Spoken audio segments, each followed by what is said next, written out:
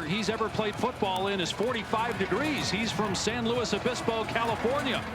It's 27 degrees at kickoff. A little wind. Army won the toss, deferred, so Tulane will get the ball first. Rayshon Pleasant, 2 returns for touchdowns on kickoffs this season, but he's wrapped up and brought down shy of the 25-yard line. Tulane is a very potent offense led by Mensah, who is tops in the American Conference in passer rating. They have an outstanding running back, Mekhi Hughes, back-to-back 1,300-yard seasons. Mario Williams is a terrific target on the perimeter, and Tulane 6th in the country and atop the American in scoring at 39 points per game.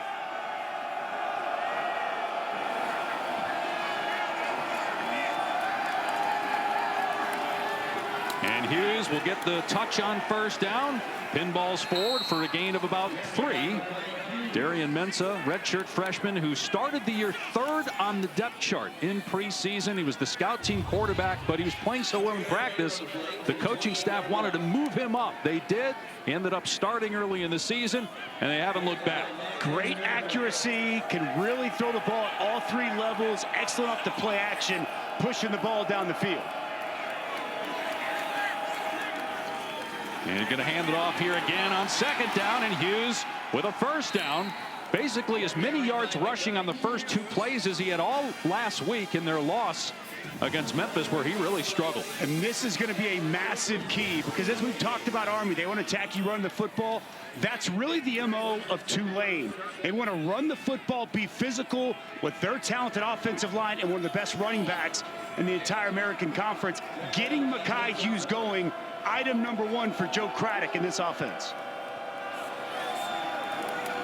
3 plays, 3 runs for Hughes, and a lot of room straight ahead past the 40 and knocked down at the 42 by Jaden Mays.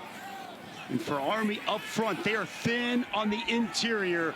Multiple guys on the interior of that defensive line out. Cody Winokur, a little bit lighter, more of a rotational guys getting the start at nose tackle. Kyle Lewis, done for the season a few weeks ago. They are thin up front. Going to need those linebackers to really come downhill. Caleb Fortner, Andon Thomas going to have to have big games here tonight. First pass of the day for Mensah, setting up, and now throwing it out in space to Mario Williams. He stays in bounds past the 40, inside the 30, and finally brought down at the 25-yard line. That's a gain of 32. Well, this is really good by the offensive line. Plenty of time, good protection, clean pocket. Mensah can survey the field, and that's really the growth they've seen throughout the course of the season. Taking his time, showing his patience, locating the open target, and very good for Mario Williams after the catch, and an explosive play for the Tulane offense.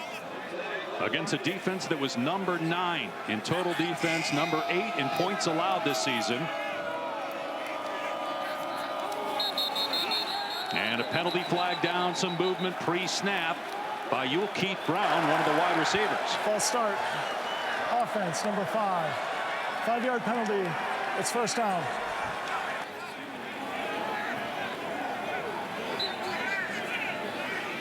It'll make it 1st and 15. Tulane the last 3 years with 32 wins and 15-1 in the last 16 road games. The only loss during that span at Oklahoma back in mid-September. They were down 5 and driving to win the game. Ended up falling to the Sooners. They actually played better in Norman than Alabama did just a couple weeks ago. On the jet sweep, no running room for Keith Brown, trying to get back to the line of scrimmage, and maybe he got a yard on the play. Really nice job by Chance Keith, setting the edge, forcing this to come back inside. He's going to come right here off the side of your screen, set this edge, and force Brown back inside. And then you see the effort to the football. A lot of black hats running to the ball. That's the one thing you'll notice when you watch this film. The effort from this Army defense is outstanding.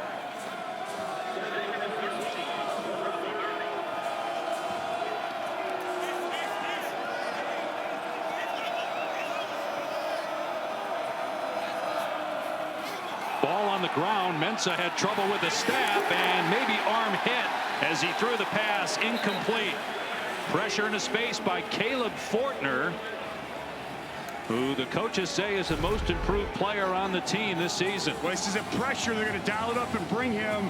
He comes right off the edge, fights through the block of the right offensive tackle, Green, and gets just enough momentum when he delivers that pass. Third down. Been such a good spot for Tulane all season. Second in all of college football and third down offense. And look for the big tight end, Bauman, here in the slot. Homecoming of sort for Bauman. He grew up about an hour away from the Army campus. Mensah with time, throws, and it's caught at the 20-yard line, but short of the line to gain. Mario Williams comes up about 2 yards short to move the chains. Fourth down. I think we're going to see John Sumrall go for this here on a fourth down early in this ball game. And they're going big. Nope, he's going to kick the field goal. He's going to take the points. I thought we'd see him go for it here.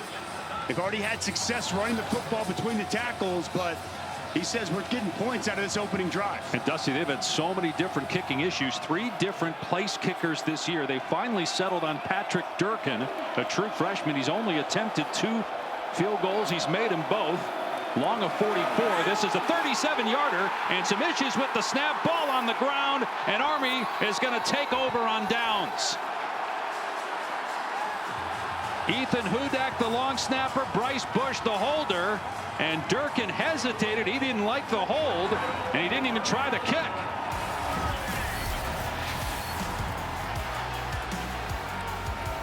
So Tulane with a good start to the drive, but for whatever reason, the place kicker, Patrick Durkin, didn't like what he saw. No points for Tulane.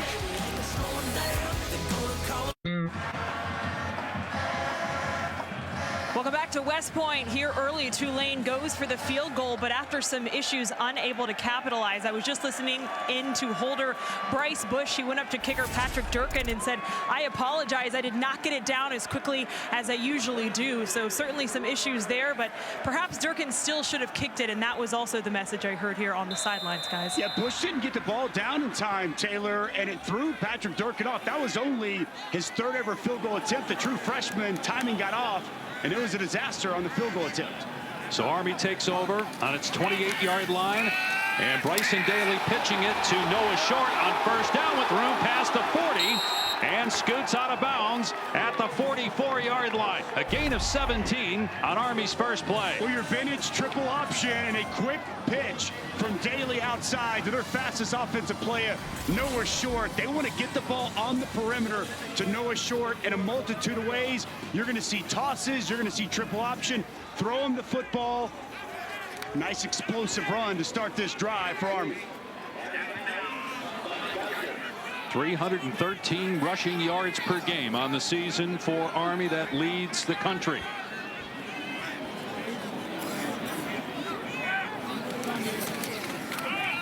And Daly gives it to the first man through, Kanye Udo, and he's up to midfield.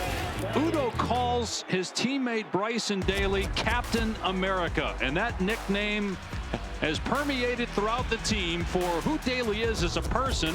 Engineering management major with a branch detail of infantry, but also as a player. Captain, number 2 in the country in rushing touchdowns on the season with 25. Only Ashton Genty of Boise has more with 28.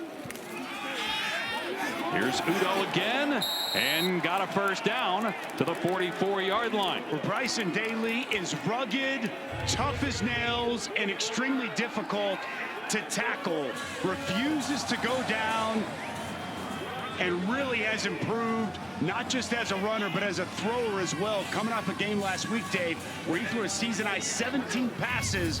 They'll lull you to sleep with the run, and a very capable passer at quarterback for this Army offense. He leads the conference in rushing, 135 yards per game. That is a school record.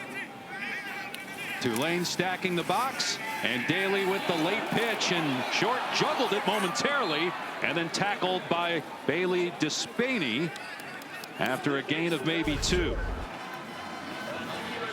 And we're going to see today from Tulane, their defensive coordinator knows this offense well. Greg Gasparotto was here at Army in 2020, spent time at Wofford as a player where they saw a lot of option.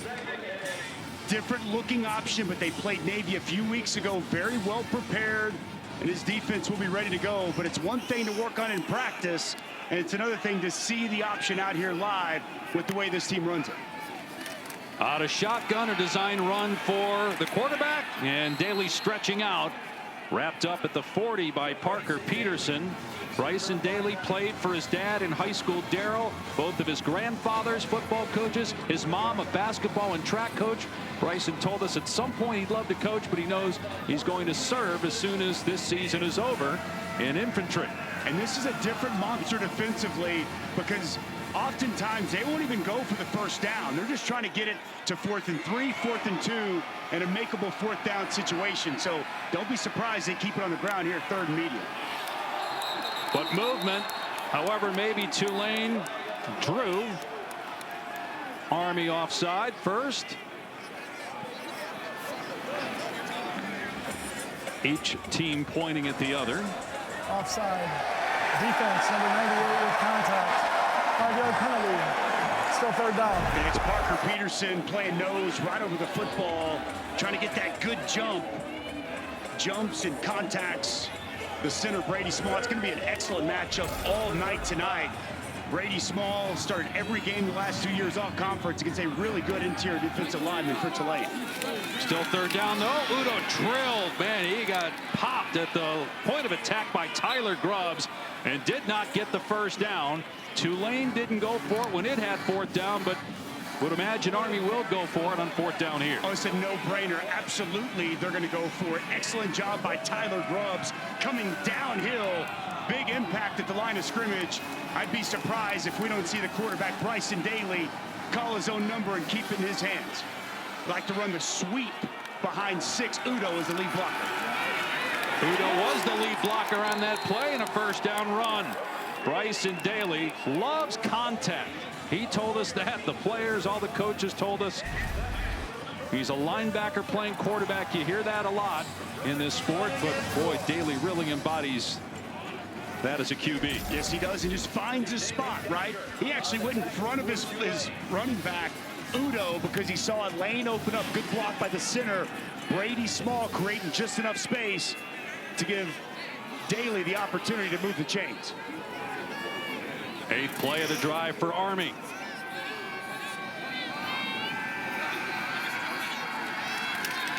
Play action pass. Daly setting up in trouble. Scrambling inside the 25 and dragged down at the 20-yard line by Sam Howard, and flags come down. It's a gain of 11 and a 1st down. And add on more yardage after the Tulane penalty. Face mask. Defense number 15. Half the distance to the goal line. 1st down. Howard grabbing the face mask. That'll put the ball near the 10. Yeah, Howard plays really fast and good effort to the ball, but grabbing a handful of face masks, just a mistake by him. You'll see inside. It's a good rush by Huntington, one of their better pass rushers. He gets in and gets there clean, but the awareness by Daly to sidestep, shrug off the defender, and a nice pickup in the open field. On 1st and goal, Daly keeping in trouble, pushes one of his linemen out of the way to get positive yardage. Bryson Daly knows this offense so well, Dusty, so patient. That was a really smart play. He probably should have lost a couple yards, and maybe a younger quarterback would have in that situation. It's become one of their staple plays we just saw there. That's a quarterback counter back into the boundary, the short side of the field. And you're exactly right. He knows this offense, Dave, inside and out, and really working with the offensive coordinator, Cody Worley. They have kind of tailor-fit this offense around the skill set of their quarterback, Bryson Daly. 2nd and goal from the 8.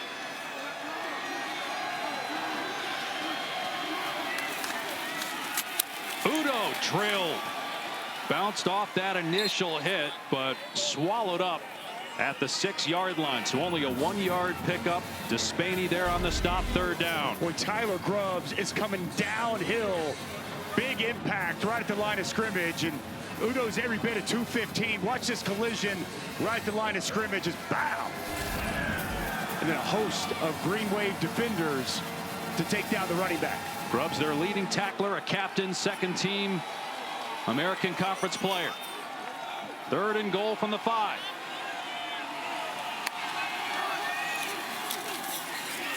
Daly keeping it into the end zone for the touchdown. American Conference record 26th rushing touchdown for Bryson Daly.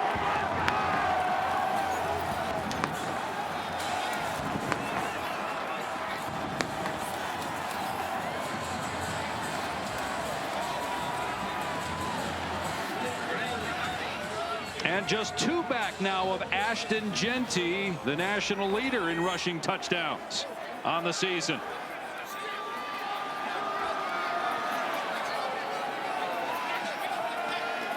Trey Granati on a high snap. Got it through, and he is now 47 of 47 on extra points this year. Well, this offensive line, there's a reason they're a Joe Moore Award finalist, one of the top 3 offensive line groups in the country. Watch the block here and the block here, and you're going to see Bryson Daly hit it downhill. It's Brady Small, it's Bill Katzianis, it's good blocking, and a touchdown for Army.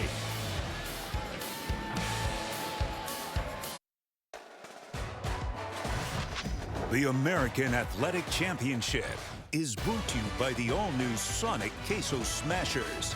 Live free, eat Sonic. Rusty Witt at one point was the assistant strength coach here at Army after serving as a communications sergeant in the 10th Special Forces Group of the U.S. Army. He's currently at Tulane, and he was mic'd up pregame. Hey, it's time! It's time! Let's go! Get ready to be violent! Down, up, down, up. Hey, I got one question, and it's all up to you. Hey, how much pain are you willing to dish out and endure for a championship? Let's go! Let's go! Bring them down, let's go. Hey, I respect you so much. I appreciate you. I love you, buddy. Love you too. Great stuff there. As Pleasant on the return, out past the 30 and up to the 34. You saw Witt embracing Jeff Monken, who he used to work for at Army. Hard not to get fired up after hearing that speech. Up, Dave Pash, a fiery guy, knows what it's all about to be here around this program. You heard what he had to say there with Coach Monken, the respect that's there. But he's done an outstanding job with this Tulane football team. It's still in the right mindset and the ability to make this run at another championship. But Army strikes first, up 7-0. Good field position for Tulane. And on first down, not much running room. DeShantez Gray on the tackle of Mekhi Hughes after a gain of 2. We're just kicking off championship weekend here tonight on ABC. 3 more games tomorrow. Iowa State or Arizona State will get the automatic bid for the Big 12 champ. Texas, Georgia for the SEC title. Clemson, SMU. And obviously, if Clemson wins, it would seem that either Alabama or SMU is out.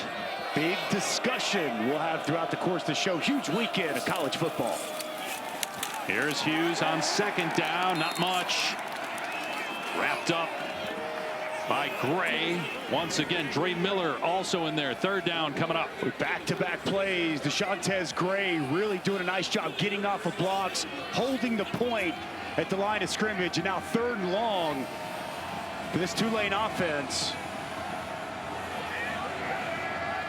Nate Woody likes to dial up pressure in these spots. Keep an eye on 53, Caleb Fortner.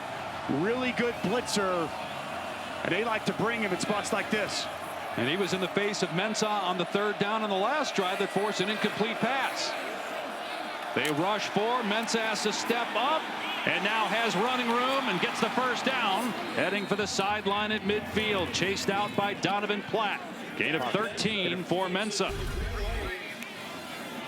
Well, with Mensah, he has the ability to run with the football. And as you're going to see, there's a lane that's going to open up right here. You've got to keep good 2x2 rush lanes there against Aaron Mensah. As that interior defensive tackle gets washed, it opens up a lane, and Mensah wisely sees it it makes Army's defense pay. Second time already, Tulane into Army territory as Clayton Johnson, the ball carrier. Gain of only a couple on the play. And talking with the Tulane players last night, we asked about the experience of coming to the United States Military Academy. They said this is a business trip. We're here to play football. It's great. We love what these young men are doing for our country, but we are going to meet their physicality, and we have seen that so far in this game with some big hitting by the Green Wave. Been the mindset coming in. This is a physical football team. It's where they hang their hat. They didn't do that last week against Memphis. They're here to do that tonight. Saw the cadets 4,300 for each home game. Mensah off play action. Everybody covered. And now Mensah finds some space and dumps it off to his tight end Bauman for a first down. Tackled by Fortner at the 37. 11 yards on the play. Well, it's max protection, and it's excellent protection down the field. And we can freeze that, guys. And this is just smart by Bauman. Bauman's going to stay in to block, and then as nothing's there, he just leaks out. That outlet for Darian Mensah, just good, smart quarterbacking. Survey the field, allow your protection to work, and then find your outlet, and it's a nice pickup to move the chains. These were some of the things the coaches noticed when he was third on the depth chart in preseason camp, and they said, we got to find a way to get him some reps with the ones. They did, and he ended up winning the job. Clayton Johnson close to a first down off the left side, and what's likely the final play of the opening quarter.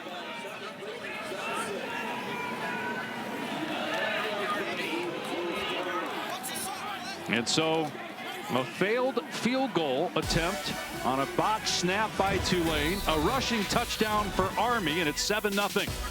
This presentation of the American Athletic Championship on ABC will continue after this message and a word from our ABC stations.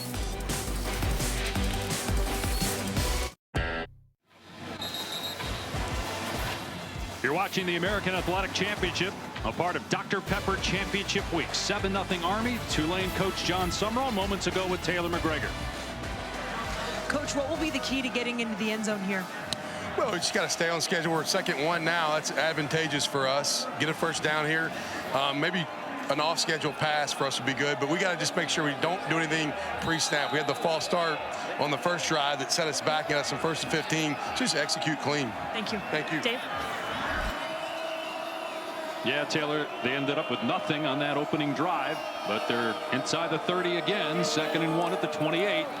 Play action. Mensah steps up to run. First down. Tripped up by Fortner, but a gain of 5 and a first down. Again, rush lanes just get skewed for Army. They run an inside game, and the middle opens wide up. And this is just smart football by Darian Mensah. On that second short, they want to go play action, try to take their shot, nothing down the field, take the easy 5 and move the sticks. Seen a lot of maturation here tonight from the young quarterback. We had him early in the year, as you mentioned, against Oklahoma. So much more comfortable running this offense here at the end of the season. And again, his first cold weather game ever. He told us he's skied before, but otherwise has never played in temperatures below 45. He's from Southern California. And Mekhi Hughes, a powerful run downhill. First down, a gain of about 12 down to the 11-yard line. Nice job inside the center, Vincent Murphy. And you're also going to see the guard, Rimitich, just do a good job getting movement. And then this zone running attack for Mekhi Hughes just really has good vision and feel. The cutback, and then get north and south for a nice gain. Hughes missed all of 2022 with a knee injury. Didn't start last year until mid-October. Ended up with over 1,300 yards. He's over 1,300 again this year. Two-time first-team All-American Conference. Play action. Mensah on the roll-up, being chased. End zone pass out of bounds. Trying to hit Mario Williams, who ran out of real estate. They love to play action boot. And as you touched on, Mario Williams, just not enough space on the side of the end zone. As Mensah trying to find his favorite target, Mario Williams, who really has just had an excellent year with this Tulane offense. And throughout the course of this season, Dave, We saw them falter earlier, but Tulane throughout the course of this season, they've been really good in the red zone. Number 4 in the country in red zone touchdowns. But again, 0 for 1 tonight. They have a 2nd and 10 at the Army 11. Hughes gets the carry and breaks a tackle at the line of scrimmage and then stumbles for a few yards down to the 7th. See that good, tough physical running by Mekhi Hughes. Just make it 3rd and manageable here on this upcoming 3rd down. I mentioned him earlier on 3rd down, but Alex Bauman, he's got 6 touchdowns. He is a true red zone weapon, a red zone target for this offense, and great comfort and familiarity with the quarterback and his big tight end. A touchdown on every 3 catches this season for Bauman. And penalty flags fly. Movement by Tulane. Snap infraction. Offense number 64. 5-yard penalty. 3rd down. It's on Vincent Murphy, and you just heard Whit Taylor, John Summerall say we can't get off schedule with a pre-snap penalty, and it's happened again now. 3rd and 11. That's exactly right. This is a senior who's really a smart, good player. We talked to him yesterday, one of the vocal leaders up front, and just, you know, as Mensah was trying to check at the line of scrimmage, he moved the football.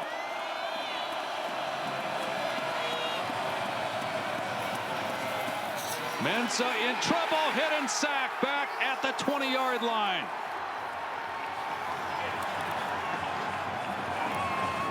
Elo Madozi now 5.5 sacks on the season for Army. Well, Madozi is the best edge rusher this Army team has, and he's going to win with speed. Really good bending the edge, using the hands. You see him get a little shimmy inside, get that tackle to set inside, and work back out. And a huge 3rd down sack for the sophomore edge. And Tulane now on 4th and 18 has to try a field goal. Better snap and hold, but the kick is no good. Missed wide to the right by Durkin. 0 for 2 now on field goal tries, and the kicking game issues continue for Tulane. Well, the field goal game for Tulane has been a disaster. 2nd botched field goal, Army up early. Well, this is a game a one-time nose tackle would love. Dusty's defensive dudes love this weather as well. And it starts with Tulane's Patrick Jenkins. He is strong, uses his hands well, and very productive on the inside for this Tulane defense. And how about the back end? Max DiDomenico, the leader on the back end of this Army defense, tackles extremely well, really smart and good in coverage, and a key piece of this Army defense. And Army number 2 in the country in red zone defense, and Tulane's offense 0 for 2 so far in the game. The Knights take over on their 20-yard line. And a pitch to short, and had some room initially, but Chenchu able to run him down after a gain of about 3. Let's take a look at our impact players. Well, we've seen Mekhi Hughes have an impact already in this ball game. And how about the left tackle, Connor Finucane? He is so athletic, so good in the pull scheme. You saw him right there on that toss, do a nice job helping set that edge. We're going to talk a lot about this Army offensive line that, you know, Jeff Monken told us in his 36 years of coaching, it's the best he's ever had. Udo on 2nd and 5, 1st down and more. Udo might be gone. Races on past the 40-yard line, inside the 30, inside the 10, and tripped up inside the 5. A 71-yard run by Kanye Udo. Well, right on cue, the offensive line getting work done. Watch this double here. They're going to come up, nice kick out here, and you're going to see that the linebacker, Tyler Grubbs, get out of his gap, go the other way. Good vision and the burst from Kanye Udo out in the open field. And a massive explosive play for this Army rushing attack. You got first teamers at center and left guard, second teamers at left tackle, right guard, and right tackle, all conference on that offensive line for Army. And now 1st down and goal. Daly keeping it and powering his way into the end zone for a 2nd touchdown.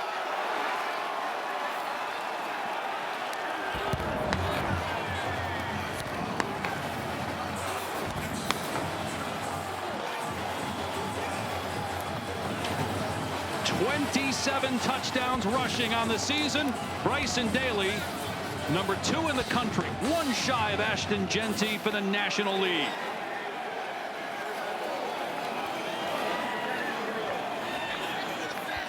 Army trying to finish the regular season with 11 wins for the first time. Their only other 11-win season was in 2018, and that was with a bowl win.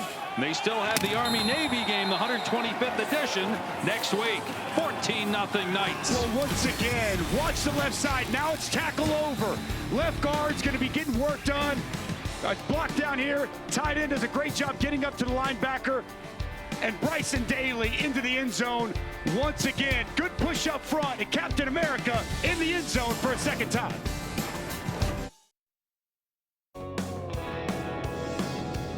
College football championship weekend continues Saturday. The 5 highest ranked conference champions get automatic bids to the new expanded college football playoff, and here's what's at stake. You got Boise, UNLV. If you win, you're in. You lose, you're out. It's the same with Iowa State and Arizona State on ABC in the Big 12 championship. Clemson's in if it beats SMU tomorrow. As we look at our cheese at crunch time, SMU still could get an at-large if it loses. That's the big debate, Alabama or SMU. Rayshawn Jenkins has got 2 kickoff returns for touchdowns this season and a pick 6. Dangerous with the ball in his hands. Past the 30, and he fumbled the ball. This time he's dangerous to his teammates with the ball in his hands. The kicker, Granati, forced the fumble. And Tommy Zatila recovers it for Army. Well, special teams continues to be a problem for Tulane tonight.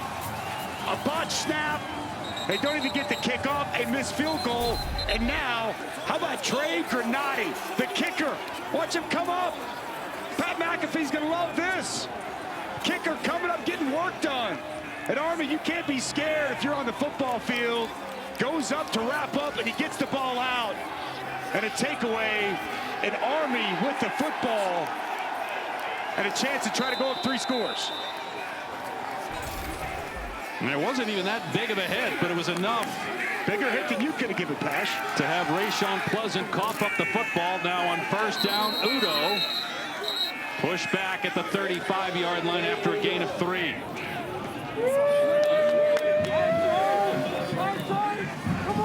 Only the second fumble recovery this season for Army. They do have 16 interceptions on the year, which is in the top 10 nationally. This is an extremely important possession for the Tulane defense. They've got to find a way to get a stop and stop the bleeding that's going on with this football team right now. A stop here could change the momentum back in their favor. They need this drive. A pitch to short, running behind his left tackle and down to the 30. Connor Panukin is the left tackle, and he's an amazing story. He's a senior from Baton Rouge, Louisiana, in his 5th year. He weighs 315 pounds now. This summer, he lost 50 pounds for his military assignment as part of the Air Assault School. And in the same summer, after losing 50 pounds, after the school was over, he gained the 50 pounds back to get ready to play left tackle in training camp. Incredible story, and really just another example of what this Army program is about. His 50th start he's making here tonight.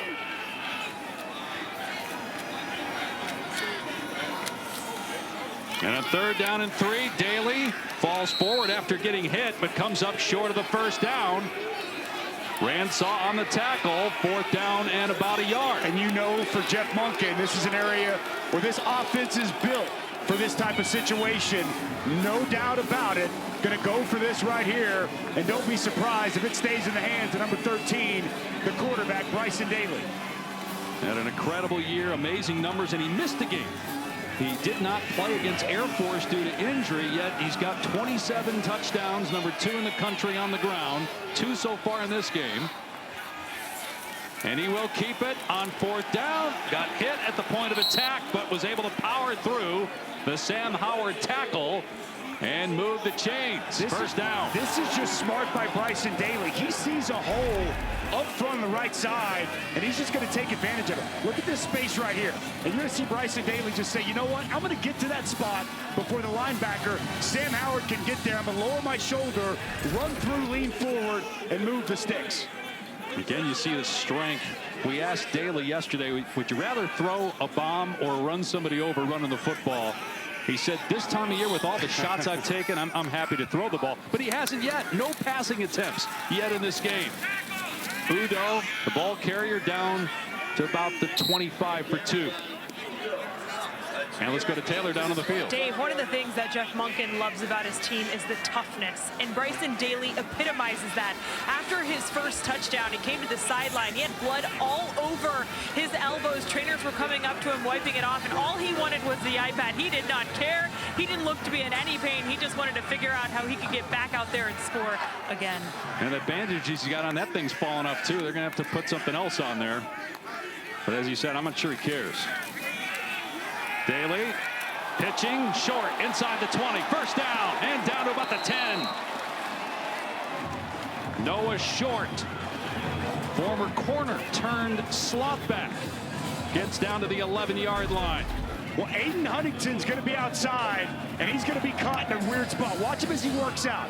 He's going to be caught. He's going to try to play pitch. He doesn't know if he's going to play pitch. He's going to play quarterback. He's kind of caught no man's land, and it's a good job by Daly. He forces all the way to him, gets him to lean in just a little bit, and then a nice pitch on the perimeter. Chance to go up 3 scores for Army.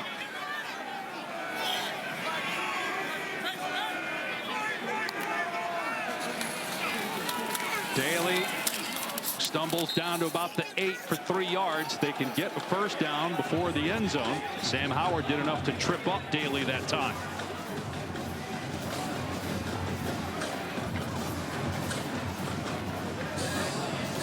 Bryson Daly attended the U.S. Military Academy Prep School here on campus. That's what a lot of incoming students who want to go to Army do. They come to the prep school on campus. He actually was here in COVID.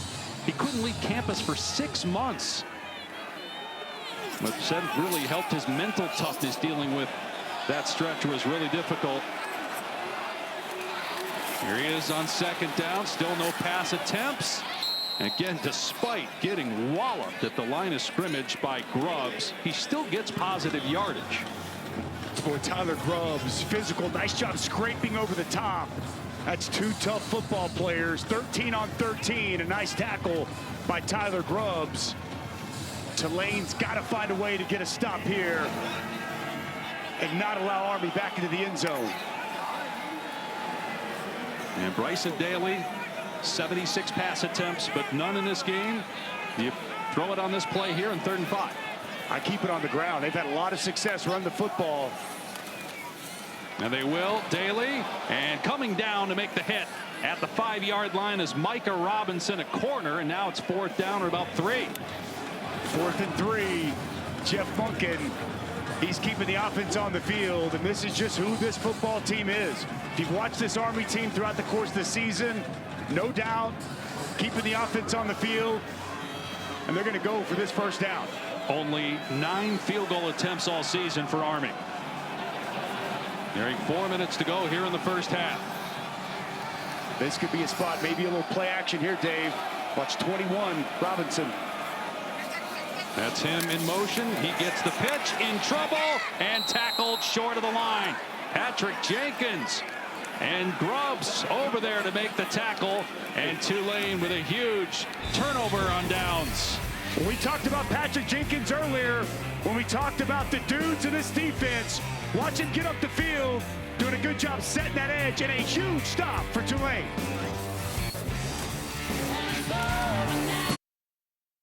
The AT&T Countdown to the College Football Playoff National Championship, Monday, January 20th on ESPN. Yeah, that's how I get by.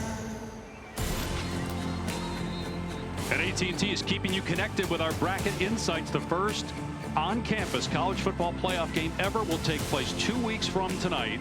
The 4 highest-ranked conference champions receive first-round byes. It's unlikely that the winner of this game will make the college football playoff. It's likely either Boise or UNLV in the Mountain West that will get the non-power 4.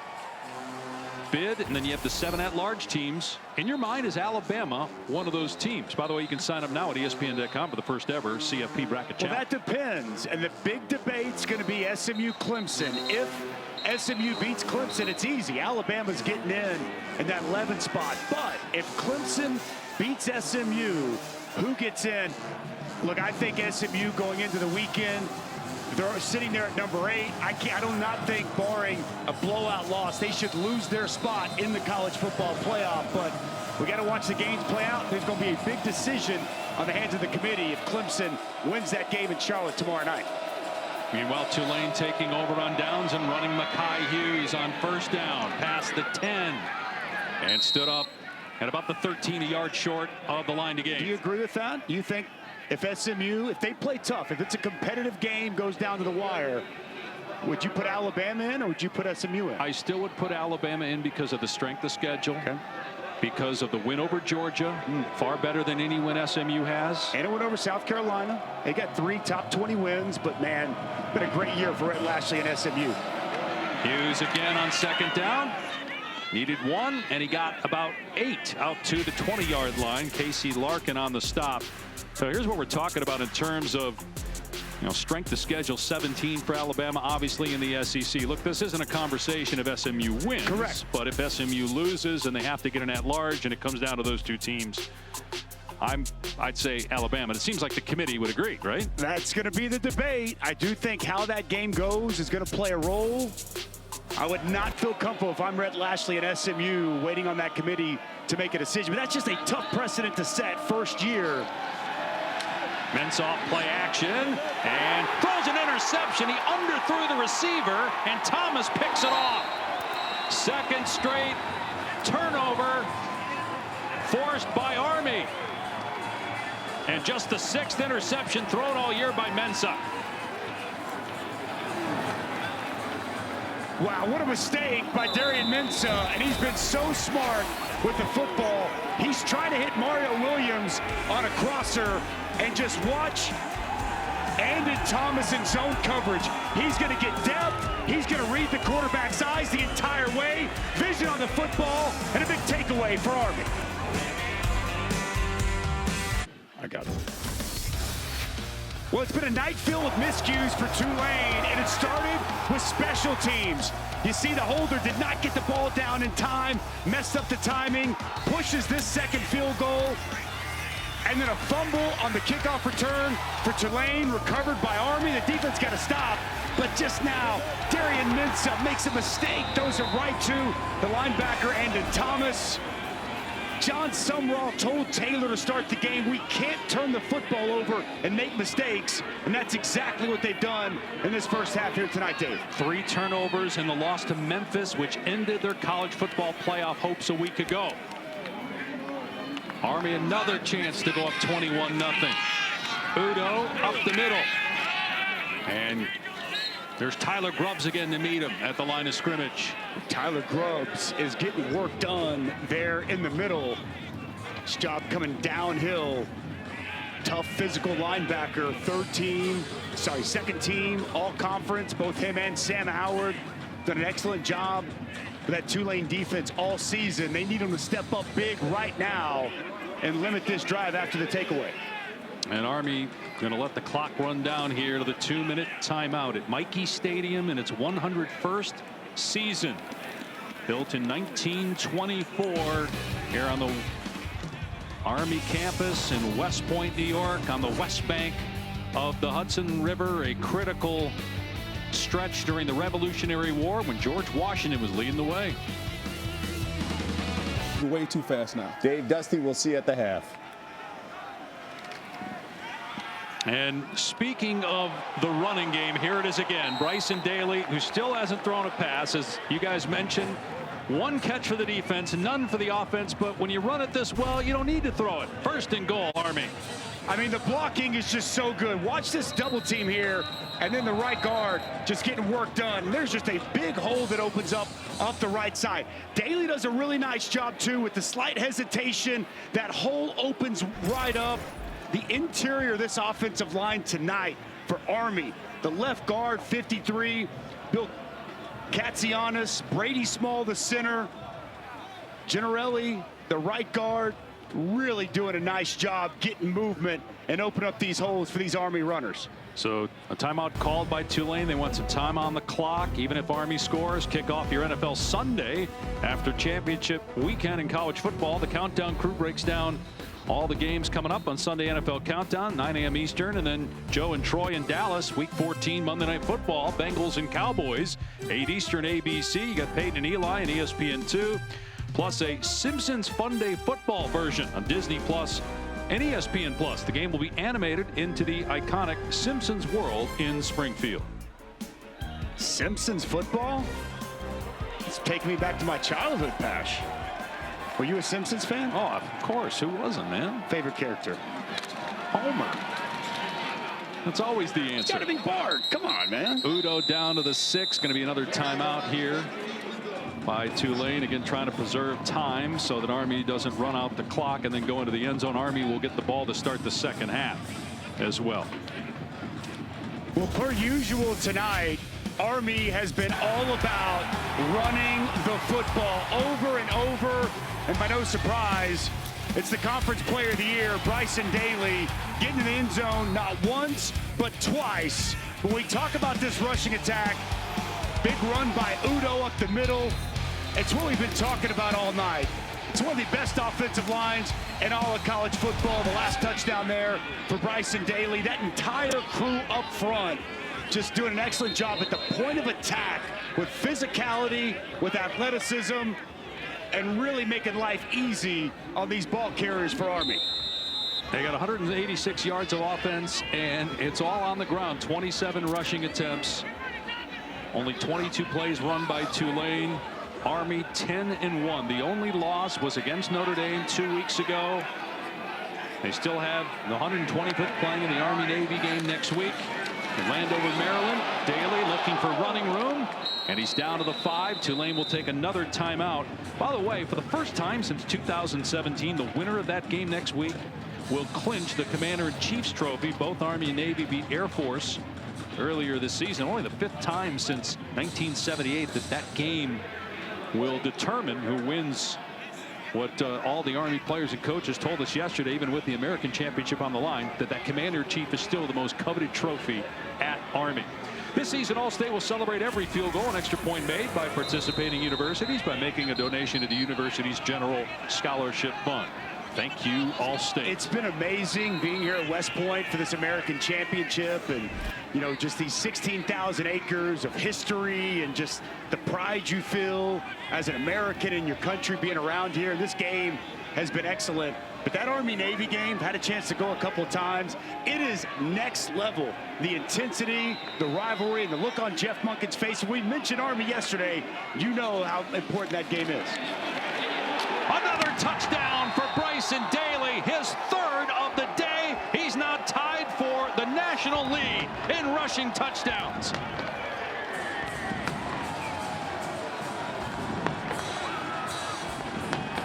.28 on the season for the quarterback. Rushing touchdowns, Bryson Daly.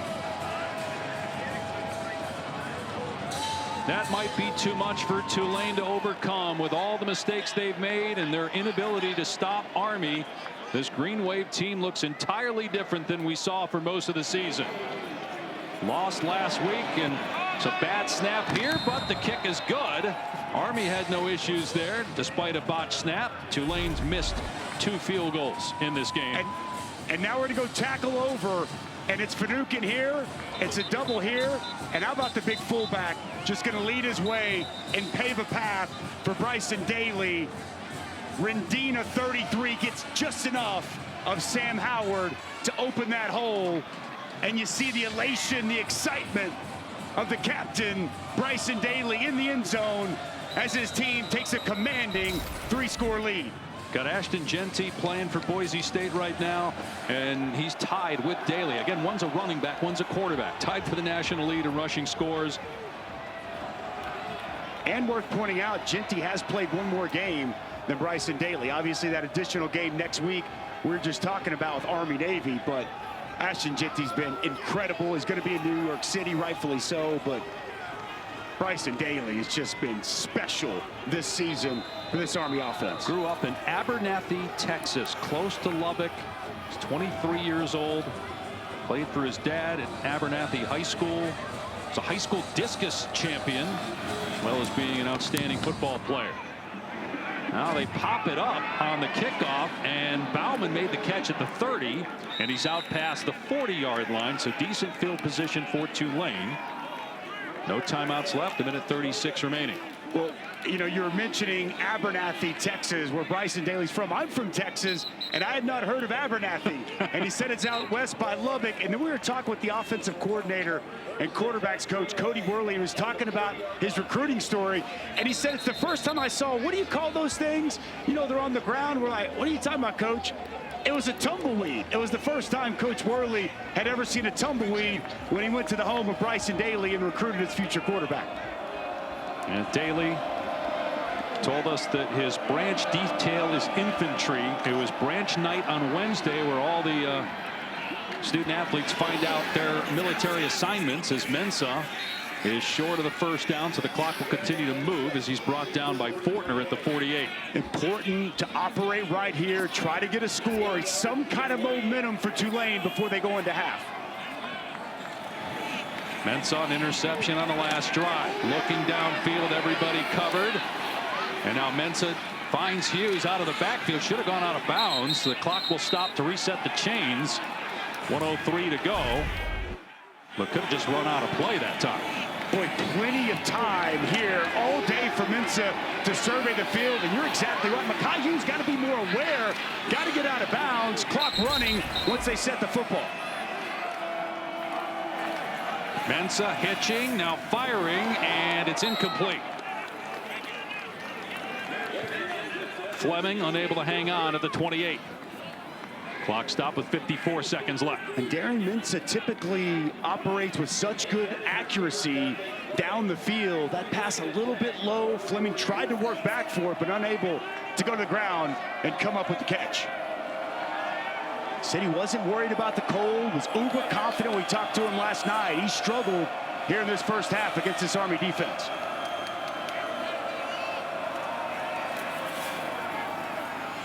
That one on target. Breaking free is Williams inside the 20. Cuts it back and into the end zone. Huge touchdown at the end of the half for Tulane. 42 yards. Wrap.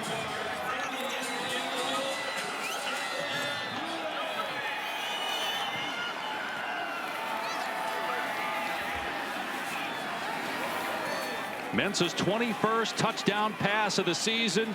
He's jacked up as Tulane, despite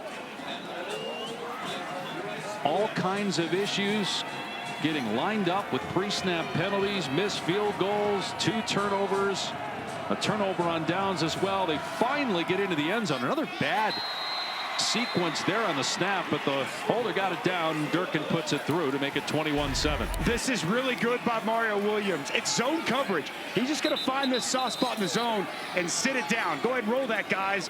And then it's bad tackling in the open field. Jaden Mays, the corner, is going to come in and should make this tackle right around the 28. He misses that tackle. Bauman gets just enough of a block down the field, and the explosive speed in the open field for Mario Williams, exactly what this Tulane offense needed before halftime.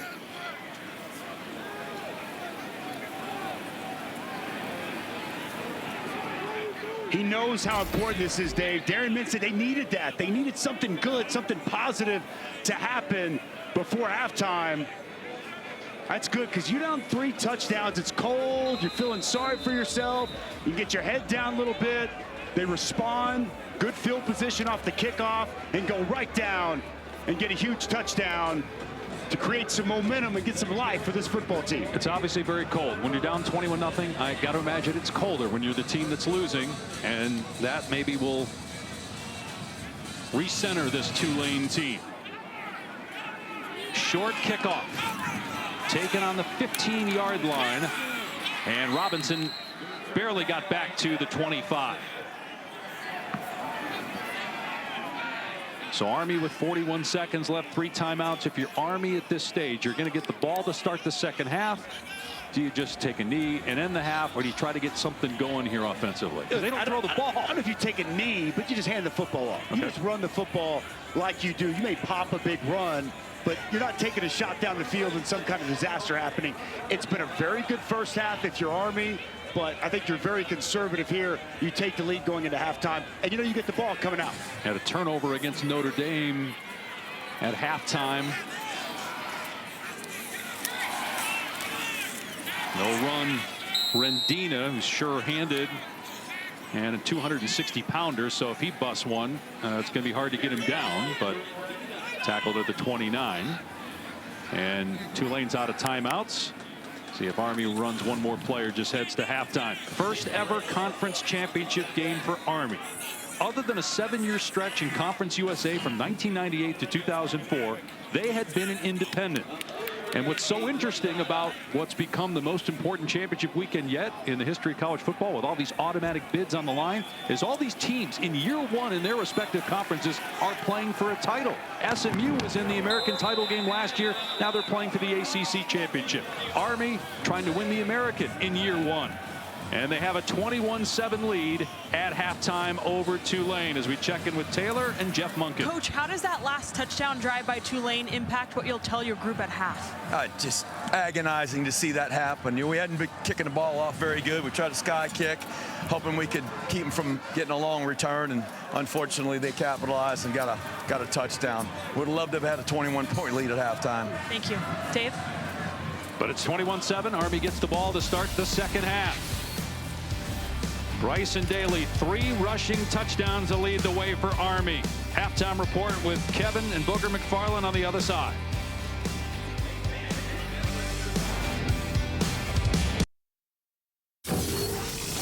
You're watching Dr. Pepper Championship Week.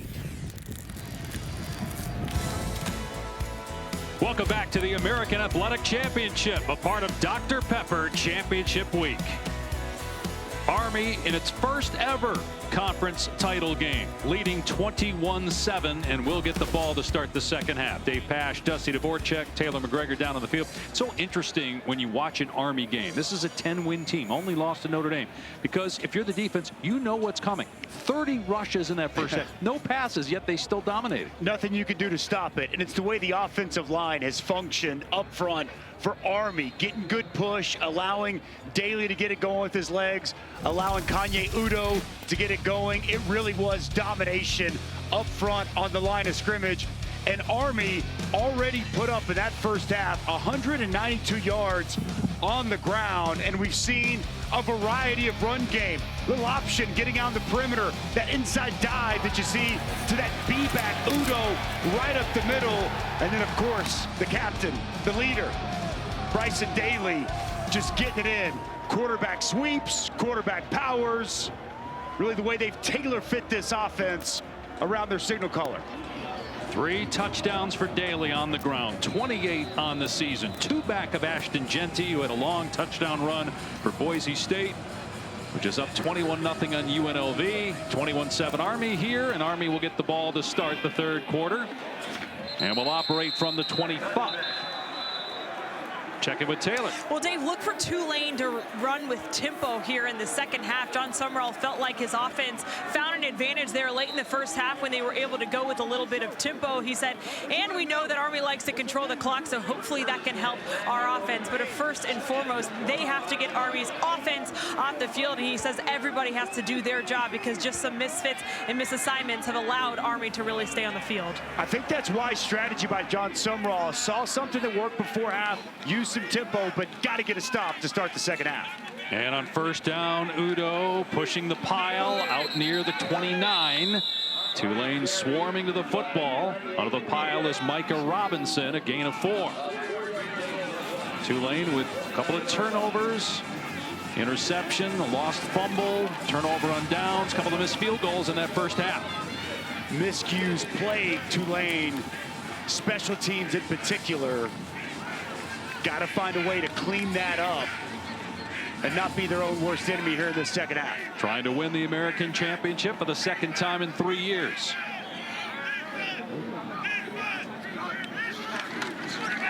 Daly keeping it. Wrapped up at the 31. Third down coming up. Well, nice job inside Parker Peterson. He's such a force on the interior of this defensive line for Tulane. But still you see the push and able to get them right where they want to be. Sitting here 3rd and 3 for this Army offense. That's a win for Army when they can get in these spots. Number 1 in the country in rushing. Number 1 in the country in time of possession. Number 4 in the country on third down. 2 for 5 today.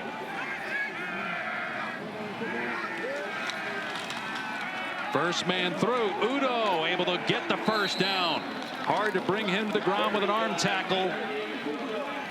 And a fresh set of downs for the Black Knights. Well, interior, just really good. Brady Smalls playing big. The center, sophomore center for Army. A combo block, getting up to the second level, getting just enough to allow Udo the opportunity to move the chains and get the first down. Over 1,000 yards thanks to that 72-yard run that we just showed you a moment ago from the first half.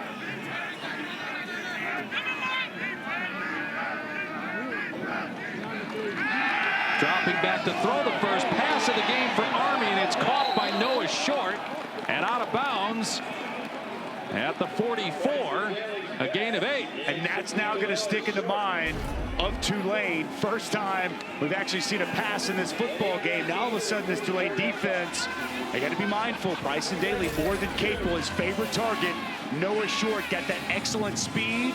Just spit him the ball on the perimeter. Nice pickup on first down.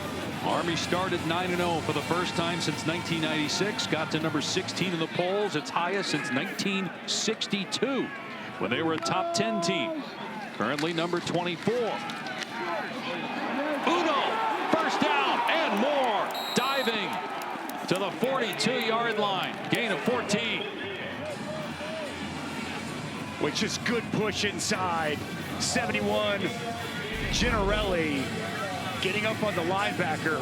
Watch, you're going to see this backer come down, and Ginarelli's just going to wash it all the way across, and it's going to open up this hole for Udo right up the middle. Really well done on the interior of that offensive line.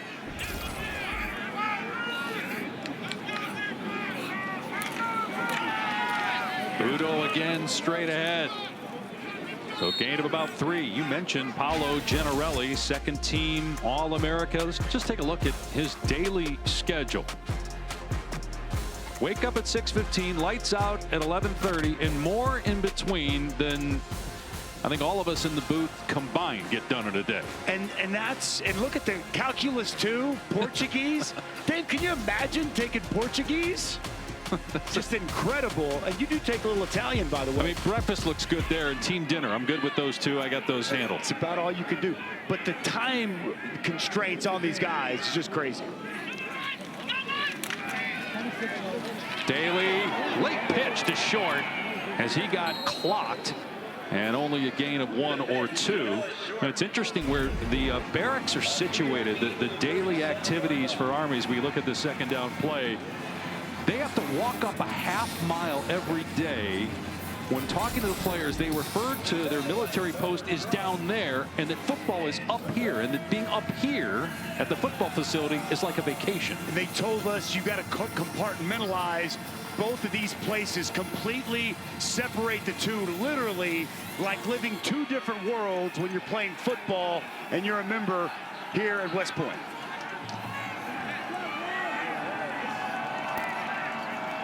On 3rd and 5, a pitch to Short, and he's tackled in the backfield by Micah Robinson, bringing up 4th down.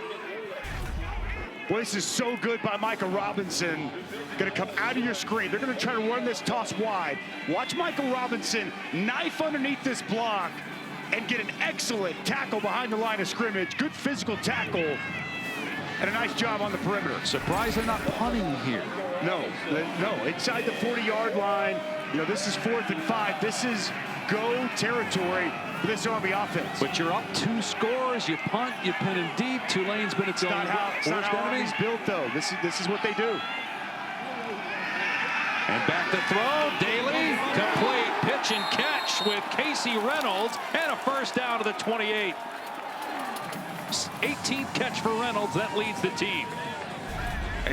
6'2", their best target by far. Watch the route, just an out route, and really good timing. We get lulled to sleep with Bryson Daly as a runner, but really good accuracy and timing on the out route, moving the sticks for a first down. Daly red hot throwing the ball.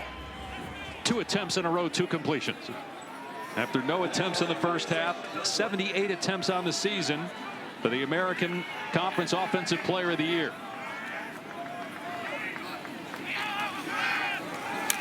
Quarterback draw. Daly inside the 15 and all the way down to the 6-yard line. 22 yards on the play. Penalty marker down. Army has not been called for a penalty yet in this game. Offside. Defense, number 35. The penalty is declined. The result of the play is a first down. And I'm talking about it a lot, but it's important to see what's going on at the line of scrimmage. Watch this double team here. And then you're going to see Udo lead up inside on this quarterback run from Bryson Daly. Just a called quarterback draw. The double team at the point of attack, the fullback getting up to the second level. Daly looking for his 4th touchdown of the day. He's in! Bryson Daly, 29 rushing touchdowns on the season, and he missed a game this year.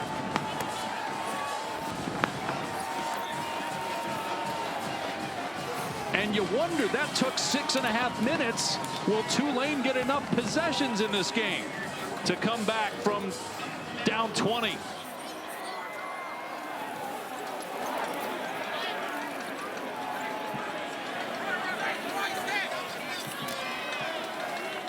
Bernardi on for another extra point. Another impressive drive by Army, engineered by the engineer management major, the quarterback Bryson Daly. Well, it's been about this rushing attack all night, and what an evening for the Conference Player of the Year, Captain America himself, Bryson Daly. Good block from Rendina and Army back in the end zone to start the second half.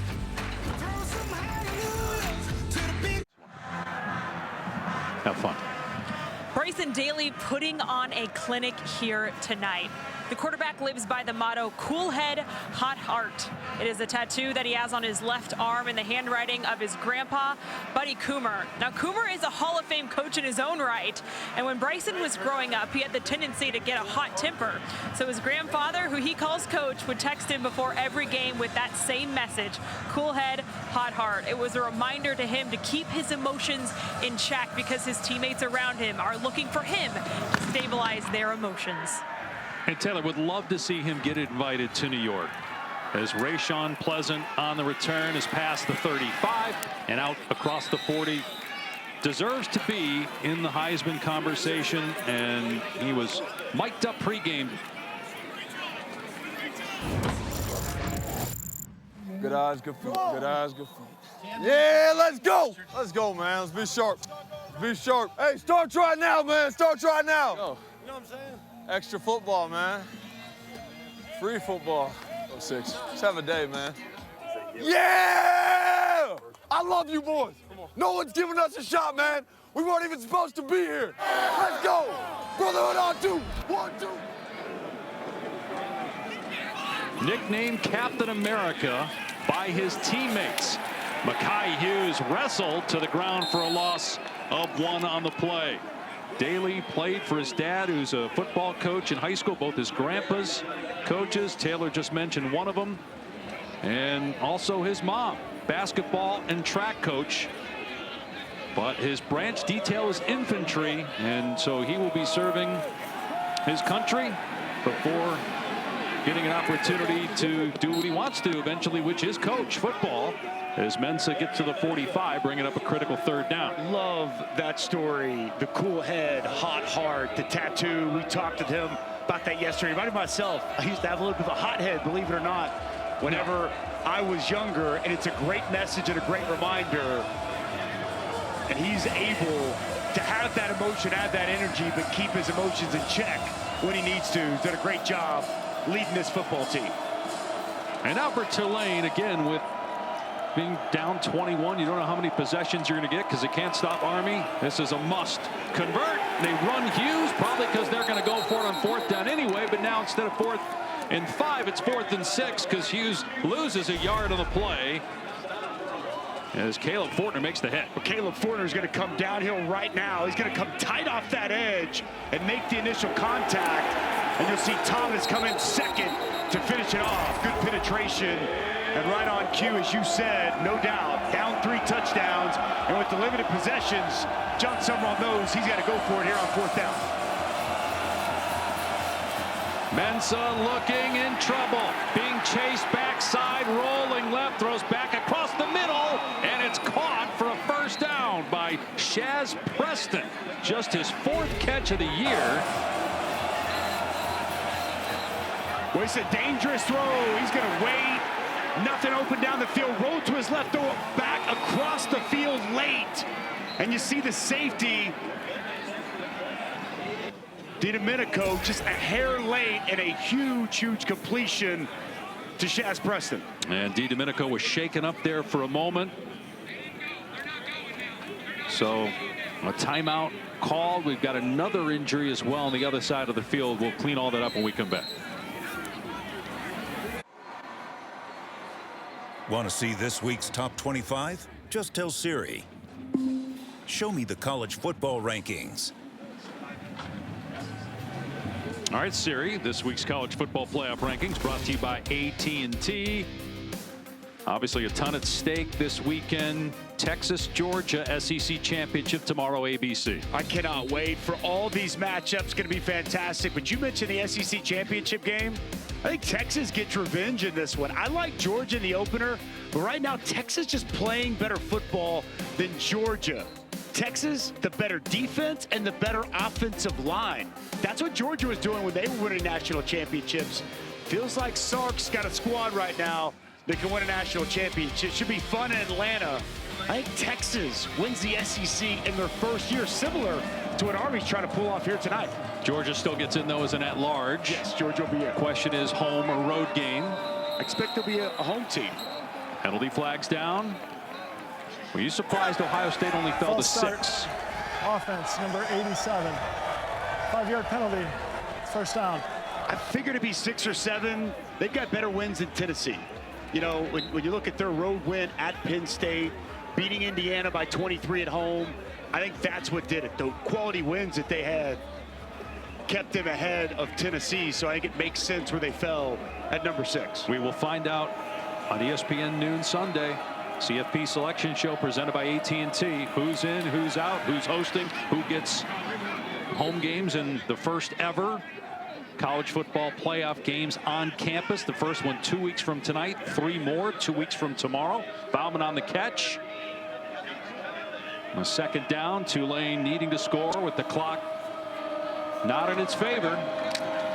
Mensah out in space. Williams, who had the touchdown in the first half, he'll be just short. 3rd down.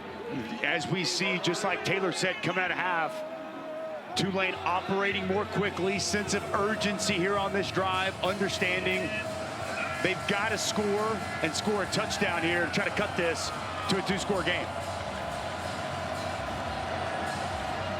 Inside run to Hughes. Just get the 1st down. That was the call, and with the push at the end, he may have gotten it. Dre Miller in there first defensively for Army. They spot the ball, and it's a 1st down. What's good effort at the end. He was stymied right there at the line of scrimmage, but the extra effort, keeping the legs moving and leaning forward, moves the chains. 53 yards in the day for Hughes. Back-to-back 1,300-yard seasons for him. And a timeout by Army to get settled down defensively. Back to West Point in a moment. The home team up 28-7.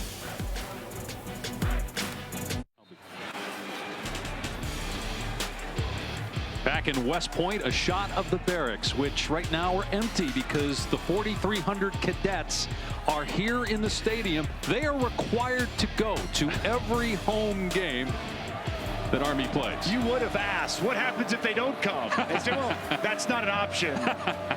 So appreciative of all these young men and women. This is the leadership mecca of the world right here at West Point. Opened in 1802, shortly after the Revolutionary War victory engineered by George Washington on this very site. Mensah to the sideline, and coming back to the ball is Brown to make the catch. And now Tulane with a first down is in the red zone.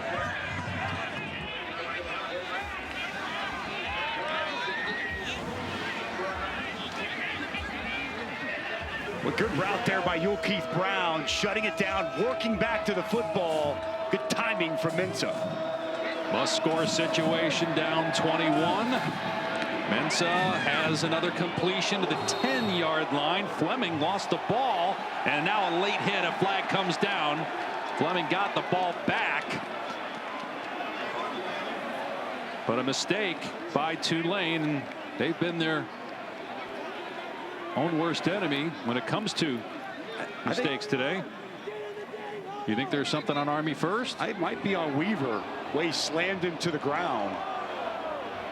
There was a player for Tulane who came in late. After the play was over, personal foul, unnecessary roughness, offense number 68. It's a 15-yard penalty. The down counts. It's second down. All right, so Josh Remitich with the penalty. Let's bring in our rules expert, Matt Austin. Yeah, I know why the offensive player kind of retaliated. He thought his player got thrown to the ground. He really didn't. He was started to go to the ground, and another player came in and hit him, made it look worse than it was. But he came in and picked the guy off the pile, and you just can't do that. So that's a good call.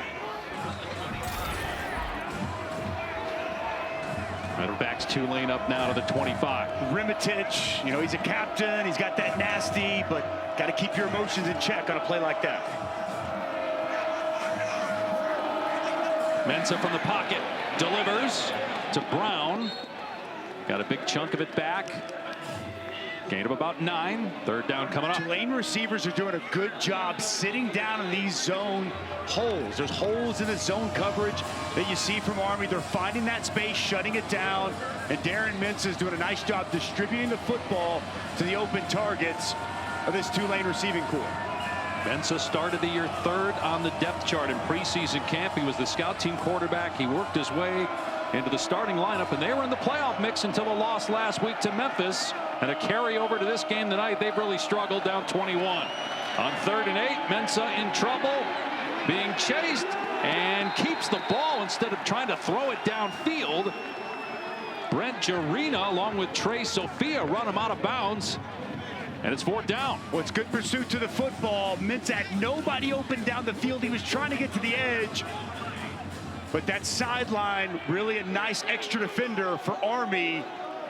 And you feel like right now you got to have this crucial 4th down if you're Tulane and Darian Mensah. And I like the coupling up top.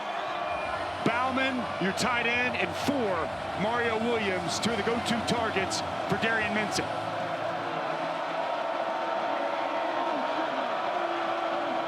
Army brings a blitz. Mensah's pass incomplete. Trying to hit Keith Brown. Donovan Platt with the pass breakup, and Army takes over on downs.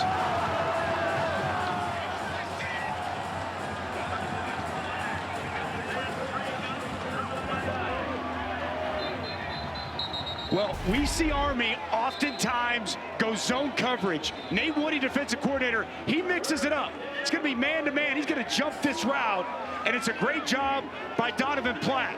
Reads it, jumps the slant, gets right there at the point of the ball getting there, and it's a huge pass breakup and a massive 4th down stop. And all of a sudden now, when you start to look at the amount of possessions, Tulane's got to find a way to get a quick stop or a takeaway on this possession. Well, Tulane just off, like Mensah on 3rd down. He takes a 2-yard sack to make it 4th and 8 instead of 4th and 6 at worst, as Udo gets to the 19 for a gain of 3. And we just had not been seeing the Green Wave do that this year. We had them early in the year where they hung with Oklahoma on the road, but for whatever reason, the last 2 weeks, they've looked like a different team. They were out of sync against Memphis. Now, Memphis, a really good team, 10 wins, top 25 team in the latest rankings. And They really got all over Tulane, and a lot of it was self-inflicted, as we've seen here tonight. Just at the end of the season, Tulane just not playing at their best. 2 turnovers, 2 missed field goals, a ton of penalties. Good job by Short to get a grasp of the football on the pitch. Cut down by Chenchu at the 24, 3rd down. Bryson Daly took a shot from Deshaun Batiste on this option. Well, you want to play quarterback at Army, you better be tough. He takes a big shot, but still delivers that option pitch on the perimeter to Noah Short. And right where they want to be, right on schedule once again at 3rd and 2. And you see that bandage on his right elbow. That was from an injury in the second quarter. He runs here trying to get the 1st down on 3rd and 2 and doesn't get it. Tackled by Chris Rogers. Do you dare go for it on 4th and 1 from this position? Just about everyone else in college football, no. But Jeff Monken, Army, with Bryson Daly, you bet your bottom dollar they're going to line up and go for it on this 4th down. Not wild to see. If you watch last week against UTSA, they went for a 4th down on this side of the 30, and they're doing it again here. It would be a huge stop for Tulane if they can come up with a stop.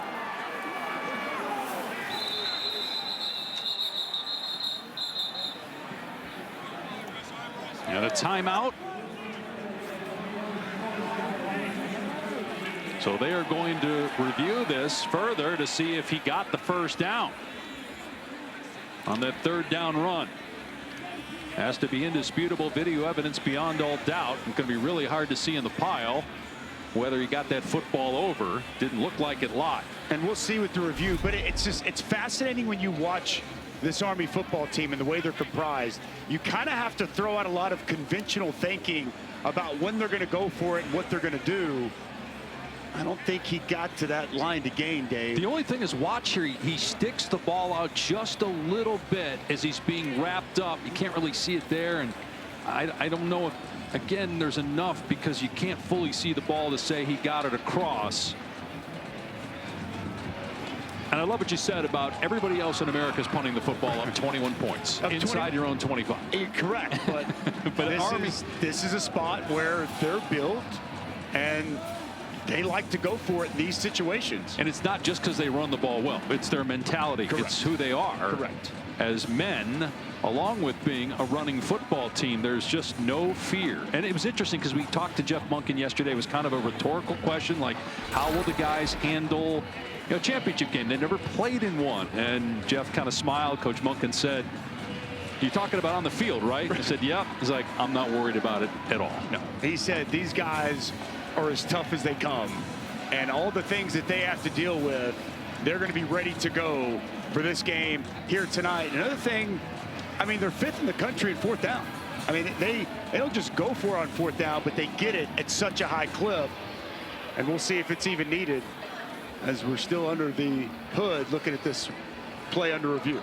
They're trying to get their second 11-win season ever. The other was because of a bowl win. They have a chance After reviewing the play, the ruling on the field stands. It's 4th down.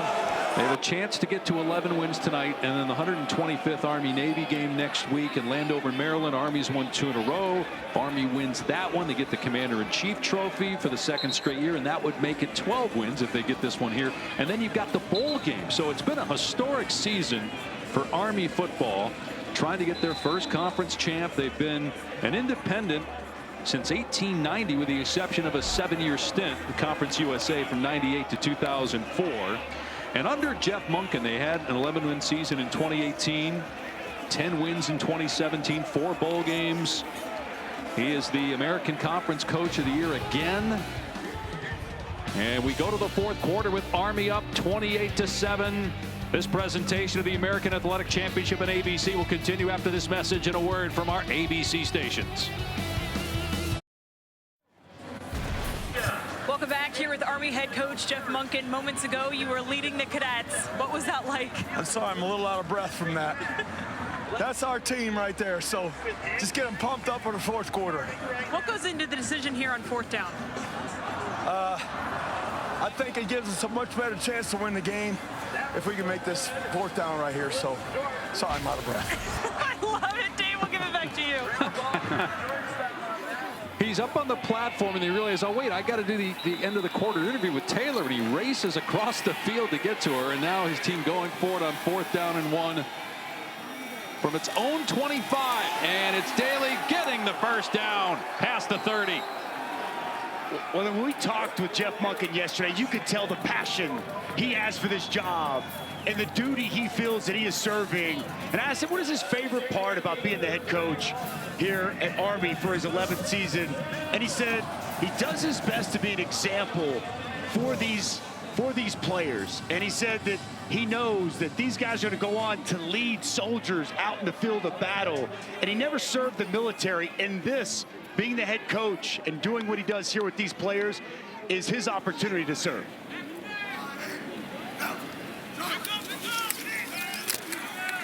Daly trying to find a running lane and dropped it to 32. In our meeting room yesterday with Coach Monken, he had up 2 plaques. One was team goals, which was do your job, follow the plan. And then the other one was the schedule. Every opponent is Army. And he told us, if we don't beat Army, nobody will.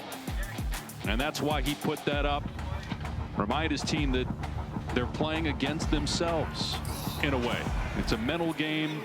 And when you're coaching players that are training to serve our country for a long period of time, as soon as their football season is over, they buy in very easily. And Udo getting the first down. Monken spent some time with Paul Johnson at Navy, so he did have a sense of what he was getting into 11 years ago when he took the job. But what a transformation. This is a program that had some good moments over the years, but lately, till Monken took over, had been struggling. And they're one of the best non-Power 4 programs right now in college football. Been incredible. And what an addition for the American Conference to bring them in. And, you know, we talked with Jeff Monken about that, and, you know, didn't know at first, but boy, they are fully excited about this opportunity. And here they are, year number 1 with a chance to win the conference championship. Daly running again to the 45-yard line. There's continuing to take time off the clock. So we touched on what Monken has done. Just look at what he inherited. 25 years. They had 19 losing seasons. They've had only 3 in his 11 years. They're going to a bowl game this season after back-to-back 500 seasons. They're, with a win tonight, going to get to 11-1. It'll be the first ever 11-win regular season. Remarkable. Just a remarkable job by Coach Monken and his staff here at West Point.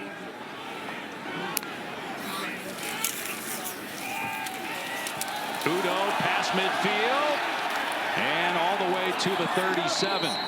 All the coaches live on campus. They live right by the stadium, so they're around each other all the time.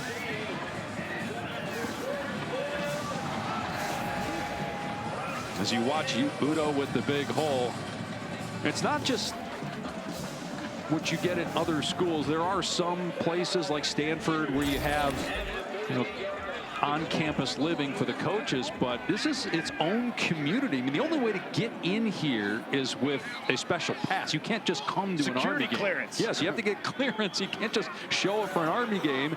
And you've got this row of houses where the assistant coaches all live next to each other. The head coach at Army has always lived in the same house.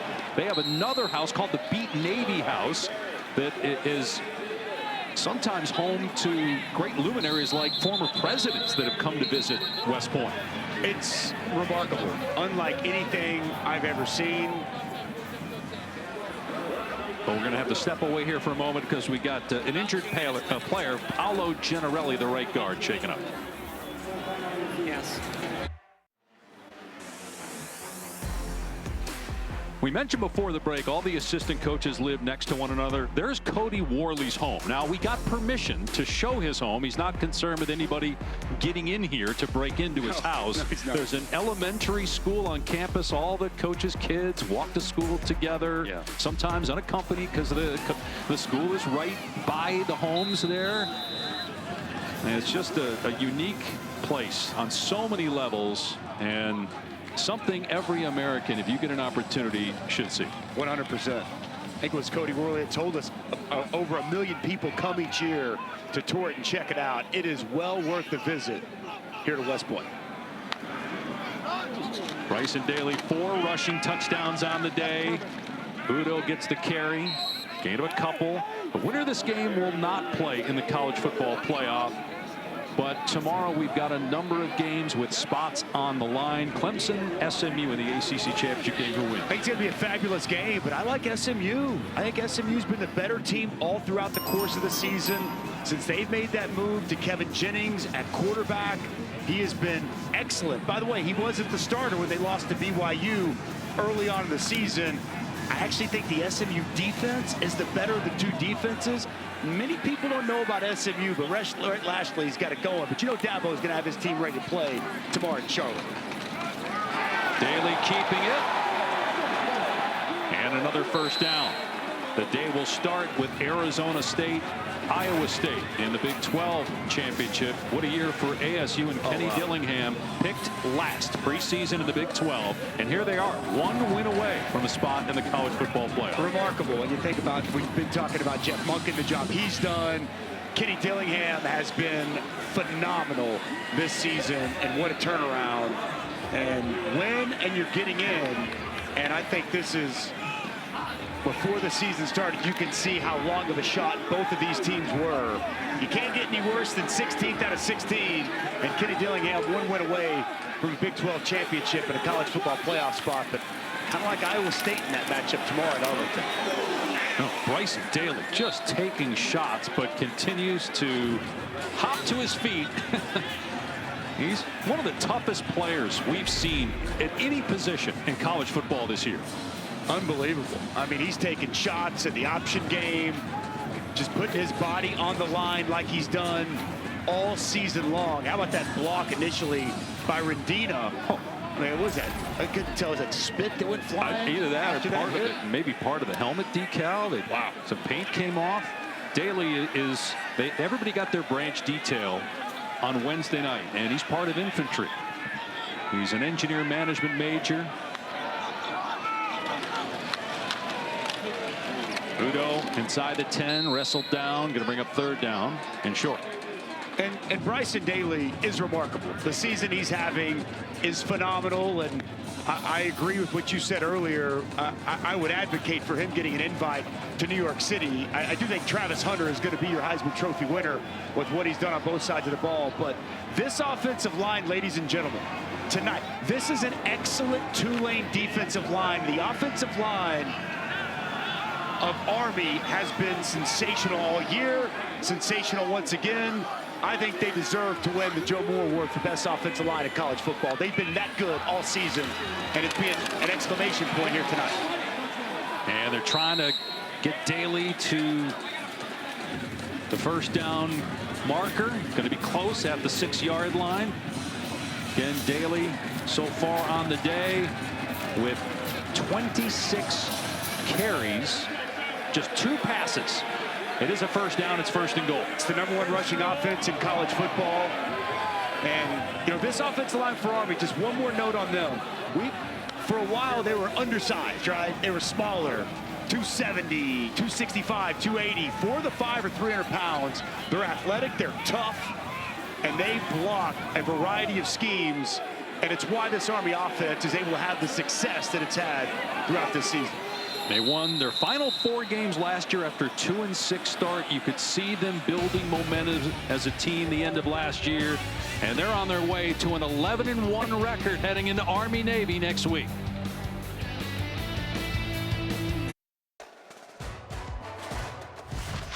The American Athletic Championship is brought to you by Taco Bell.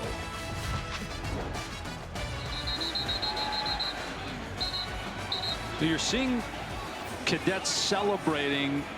Oh, this is branch night on Wednesday, where everyone in the U.S. Military Academy gets their assignment as to what's next. And the ones that were happy, the ones that got what they wanted. We mentioned Bryson Daly got branch detail infantry. Max DiDomenico, we spoke with as well. He wanted field artillery. He got that. Jeff Monken, the head coach, said sometimes he's got to console guys that don't get what they want. That's part of his job as the head football coach, is a lot of time to talk to these guys when they're disappointed they don't get the assignment they want.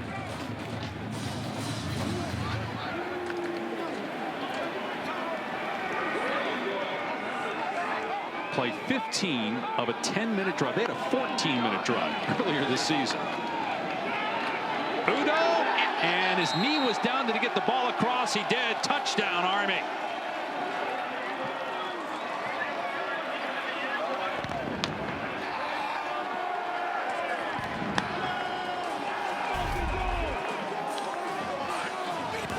See if he gets in here. Good push once again on the interior of the offensive line. The downhill running of Udo. Where's the knee? Where's the ball?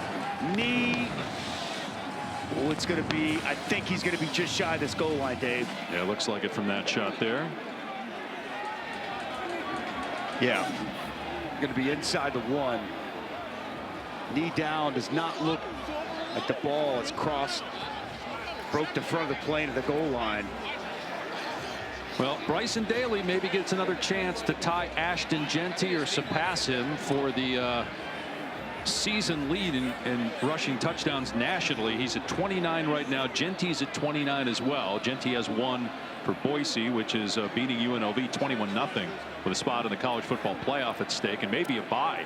Looks like it would be a first-round bye for Boise as one of the 4 highest-ranked conference champs. Well, they're sitting at 10 coming in, and an emphatic win there against UNLV. I can't imagine the Big 12 champion jumping them with Arizona State, Iowa State sitting there at 15-16. After reviewing the play, the ball carrier's knee was down with the ball short of the goal line. It's second down. The game clock will start on my signal. So I agree with you. I think Boise State, that win tonight, once they finish that off, I think that they're going to get a bye.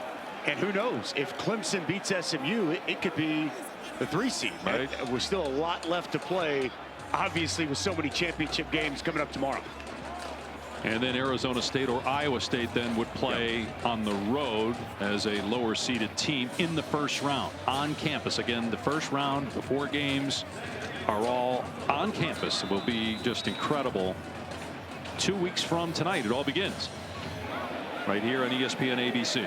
Does Bryson Daly call his own number, or is he going to share, spread the wealth, and let Udo find pay dirt? You know, Udo's the guy that nicknamed him Captain America, so maybe it's an appropriate nickname. Maybe he'll give it to Udo again. He does. Udo over the top. And that time, it counts. Touchdown, Army.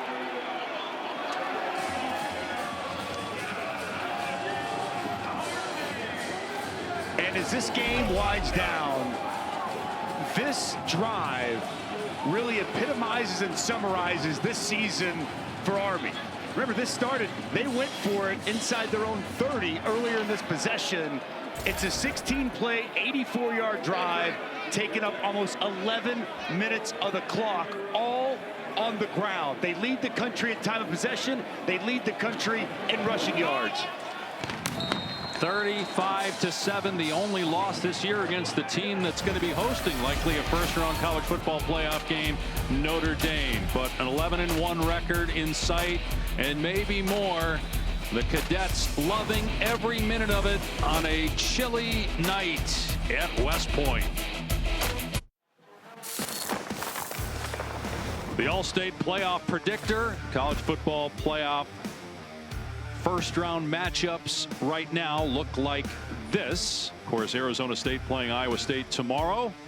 You got Georgia, Texas. They could flip-flop because the winner of that game gets the automatic bid as the SEC champ. Well, this thing could look completely different tomorrow based off the results that we're going to get. It's going to be fascinating to watch all these games unfold, and all these games are almost coin flips.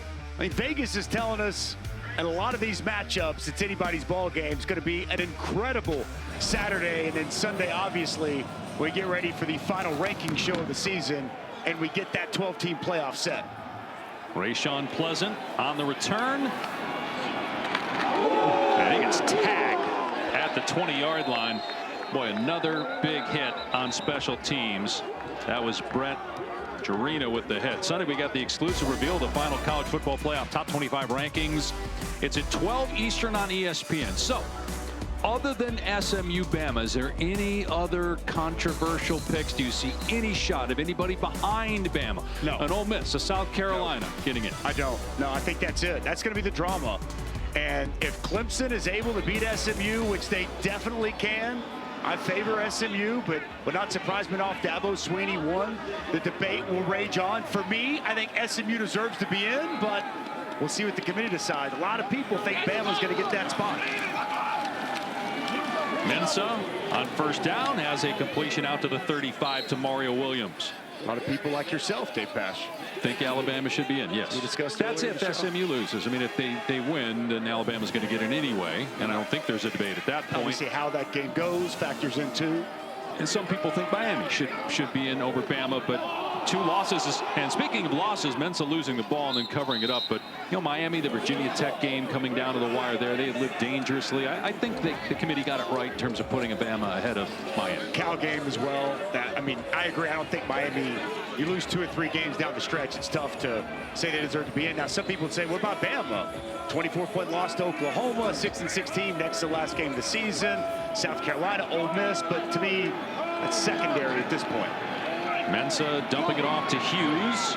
As long as the language used by the committee is the best 12 teams, right, it's hard to not look at a team like Alabama with the talent and the strength of schedule and the win over Georgia. It's hard to say that they shouldn't be in. It's also hard for me to look at a team like SMU that goes into the ACC, goes undefeated, and since they made a switch at starting quarterback, they haven't lost a game, and their only loss was to a good BYU team that's ranked. So it's a fascinating debate, and it may not even matter because if they win, it's a moot point. Mensa's pass caught, and Brown down short, maybe by a half yard. It's only the second offensive possession of the half for Tulane. So here are the bubble teams. So you think Miami's done? I think Alabama of those teams is the only one with a real shot. I mean, I think that there's potentially one spot up for grabs, and that would be if Clemson loses to SMU, Alabama gets in. And if SMU loses to Clemson, let the debates begin. We're 2 people that I think that we've got reasonable minds sometimes, and we look at that and we view it very differently. Meanwhile, they ruled first down. Boy, the spot looked like he was short. Now the officials are having another conversation about it. Maybe I should say I have a reasonable mind. I've been around you too long these last 4 years. After discussion, the line to gain was a 44.5-yard line. The ball is placed at the 44, so it's short. 4th down. So 4th down. And 2 weeks ago, it looked like Tulane was going to be in the college football playoff conversation. But a loss to Memphis, they didn't look good in that game. They have not looked good tonight. John Sumrall's name has been mentioned in several head coaching openings, including North Carolina. We talked with him yesterday about it. He said, I'm not taking calls. Doesn't mean my agent's not taking calls. I will talk to my agent after this game and go from there. He told us he was all in with his players and everything to prepare this team and get ready to go. He's a fabulous coach. 3 years as a head coach. He won 2 conference titles at Troy before he came here. Put Tulane in this situation to make it to a conference championship this season. A bright, bright future just getting started as a head coach for John Sumrall. And then you have players like Darian Mensah. You would have to think going to be a hot commodity in the transfer portal. I mean, Mekhi Hughes, Mensah, I mean, a lot of players, and that's just kind of the wild, wild west that college football currently is, with the transfer portal set to open up on Monday. Almost an interception by Jade Mays. There's no portal that Army deals with. That's the difference between Army and Navy and Air Force and everybody else. There's no portal, and NIL and player agents are not part of the conversation.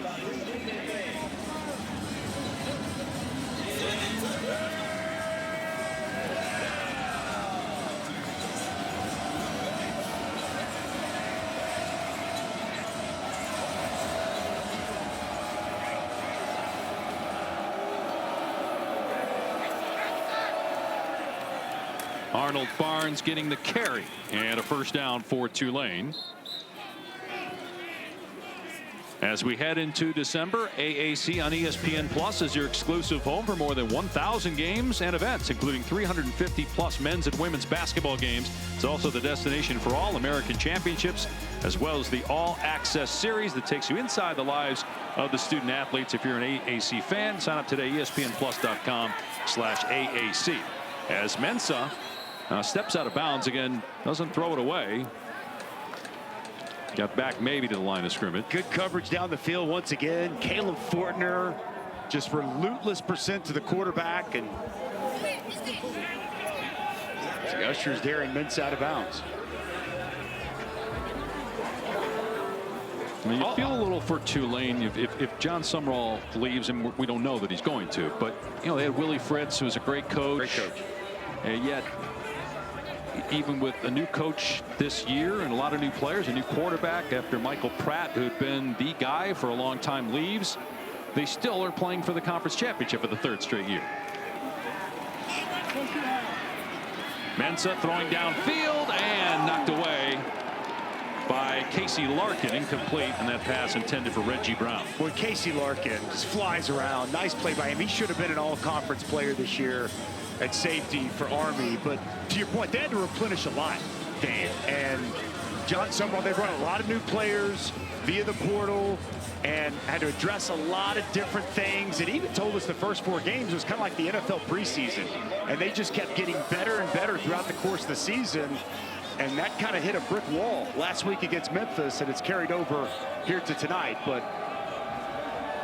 still an impressive year number 1 for John Sumrall at Tulane.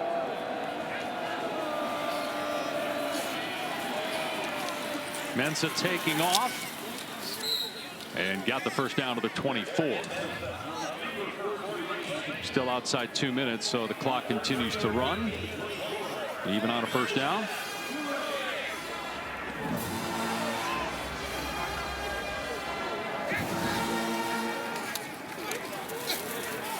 Mensah got a receiver in the end zone, but coming over to break it up again is Larkin, and he's upset with himself that he didn't get his 5th interception of the season. Mario Williams the target. Boy, and Darren Minson never saw the safety Casey Larkin, and his eyes on the quarterback the whole way. Almost an interception, but it's a pass breakup, and the good football continues for Army.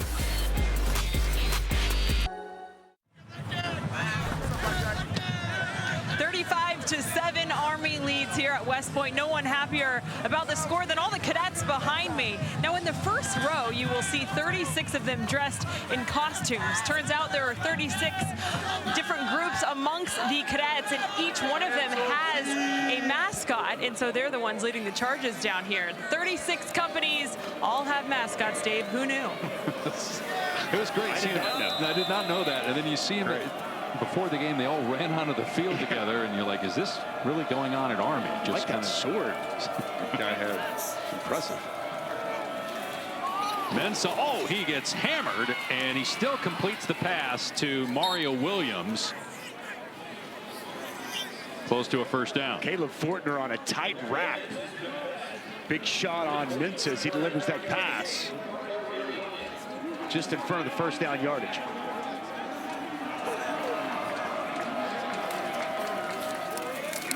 Here's Hughes inside the 10, going to be first and goal, but now Army 90 seconds away from its second ever 11-win season and first 11-win regular season, with the 125th playing of the Army-Navy game next week in Landover, Maryland. Commander-in-Chief trophy on the line, win number 12 on the line for Army as well. Hughes brought down at the 2. And we talked with Max DiDomenico, and we asked him, well, what would championship mean? And he said it would mean the world to us and this team, and it would give us the opportunity to etch our name into Army history. Just an incredible feat that Army's been able to put together throughout the course of the season, and a championship that they're going to bring home here at West Point. First conference title for Army, and in year 1 here in the American Conference. And 4 rushing touchdowns tonight tying a championship record. He's got 29, tied with Ashton Genty right now for the national lead in rushing touchdowns. And will he be in New York for the Heisman trophies? We take a look at the Nissan Heisman watch. At this point, looks like Travis Hunter is going to win. Ashton Genty probably runner-up, but we'll see if Daly's in the mix. What a year for Travis Hunter. Oh, incredible. Absolutely incredible. I mean, I'd be stunned if he isn't the winner. Ashton Genty's been sensational as well. Cam Ward's had a great year. Dylan Gabriel, but Bryson Daly's done all year, and the exclamation point here tonight, be tough to deny it. Mensah on the move, backing up, throws it into the end zone, and it's caught. Wow, what a play by Bauman, making the catch with Jaden Mays right there. It's a touchdown for Tulane with 1:10 to go. Well, it's almost like a power forward that Bauman's going to play here, and he's using his body to box out Jaden Mays, and Mensah just throws it up, and you see the big strong hands and catch radius of Bauman to go up and pluck this ball out of the air. 7th touchdown of the year for the talented tight end. From Red Bank, New Jersey, which is about an hour from West Point. Almost everybody else on the roster for Tulane is from Louisiana or Florida. But Bauman close to home here tonight. Extra point good. 35-14. All right, what a lineup we have for you on ABC. Championship Saturday. Iowa State, Arizona State. Dr. Pepper Big 12 title game at noon. Georgia, Texas SEC title game. ACC Championship finishes the night. Clemson and SMU. And it all starts with College Game Day from Atlanta, as we will carry Georgia, Texas, the SEC title game, but starts with Reese and Company, 9 Eastern on ESPN. What a day, what a year for Game Day. Coach Saban being a part of that, it's been absolutely tremendous all season. Star-studded lineup tomorrow. I haven't heard you on the Big 12. You live in that Tempe area. We had the Sun Devils and Iowa State this year. Who do you like in that one? Arizona State. It's been just an incredible storybook year, and I think the Sun Devils finish it off with the win tomorrow, and they're in the playoff. Scadaboo's been great. Them losing Jordan Tyson can be tough to overcome. Tulane trying onside kick, recovered by Army, but it just doesn't seem to matter who goes down for Arizona State or who's not available, because they've overcome it all. Their quarterback missed a game. They did lose that game but against Cincinnati, but still here they are in the Big 12 title game. Remarkable season. Again, I think that game could go either way with Tyson out. I give a slight lean to Iowa State. Boise State right now is still trying to lock up a victory over UNLV to punch their ticket. I know you think that Boise is going to get that bye. Look, I'm not saying necessarily I think that they should, but I think given the fact that they're at 10, UNLV is a top 20 team by the committee. I just don't see how Arizona State or Iowa State will be able to make up the ground. So one more knee for Army. You know what I'm saying? Like, this will be it. Just from a math perspective, it would be. Well, Ward Manuels basically said where you are right now, there's not going to be a lot of movement, except for if obviously you're Clemson and you win your championship, you get in and you get the bye. Again, all more reason to be on the edge of your seat all day tomorrow and Sunday when it's selection time. What a great year it's been with the expansion of the playoff. More games have mattered, more teams have been relevant, and we're just getting started. Home playoff games coming, and what a championship victory here today at West Point for this Army football team. Really puts an exclamation point on one of the best seasons in program history.